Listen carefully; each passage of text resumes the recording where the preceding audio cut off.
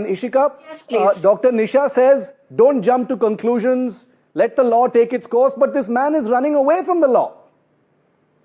First of all, I would like to add, nobody knows for sure whether those crimes were committed or not because it's under trial. But Yeah. because 17 women have spoken up, I don't want to take it very lightly either.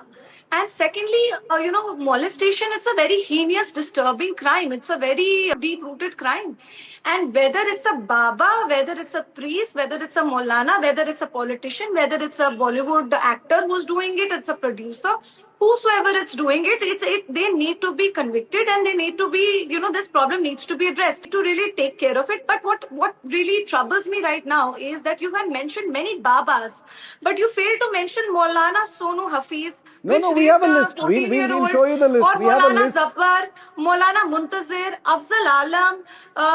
These are all the Maulanas Yeah, which are absolutely. doing acts We've and got- they have we've been got all of convicted. it. But we need to show the entire spectrum of priests, Maulanas, Maulvis, and not just actually point fingers at Sanatan Dharm. And honestly, as a Sanatani, I feel that if somebody is misusing the power of this robe and, presenting a wrong thing with the people, he needs to be addressed because at last he's degrading us. No, you're he's right. misusing the power that he's getting. I completely agree with you, Ishika. Like I said right at the start, this is across religions. But then I would really request you to show those religions as well. But if we you're are just and we showing will. some We've got, Babas, it we've is got very many of this on our biased screen right now. I don't know if you're able to see it. Ishika, you want to add to the point that you were making before this, that, it is people like, we are not jumping to conclusions. Finally, the courts will take a view on this. But this is a matter of faith which is important to so many people. You represent it as well. When you see something like this, how does that make you feel? And millions of others as well. Shoes that he stepped into, we see those shoes with a lot of faith and a lot of belief and, with a lot of respect. But if somebody is misusing Bhagwa and Tilak like that, it really disheartens me. And also, I feel really sad for those women who stood up against him. And it takes a lot of courage to speak against somebody whom they feel that must be politically affiliated with a lot of people in the country.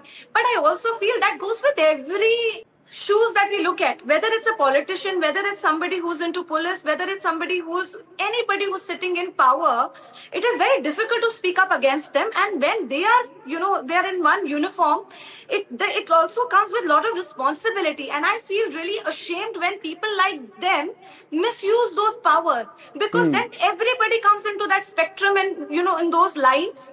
And then it becomes an issue. So if he's actually responsible for his actions, then, strict action needs to be taken.